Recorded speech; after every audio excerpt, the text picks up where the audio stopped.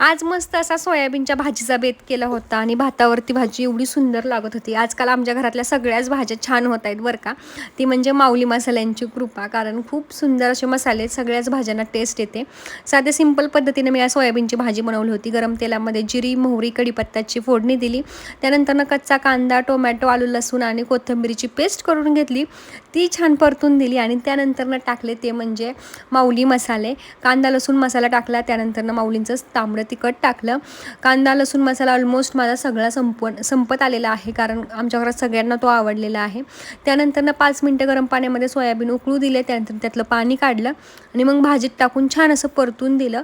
त्यानंतर लागेल अशा क्वांटिटीमध्ये मी पाणी टाकलेलं आहे. छान अशी आपली सोयाबीनची भाजी रेडी झालेली आहे. गार्निशिंगसाठी वरून कोथिंबीर टाकली आणि मस्त असा ताव मारलेला आहे. प्रत्येक भाजीमध्ये आम्ही कांदा लसूण मसाला वापरतो. तुम्हाला ही ऑर्डर करायचं असेल तर त्यांचा नंबर मी स्क्रीनवर देते, नक्की ऑर्डर करा. खूप छान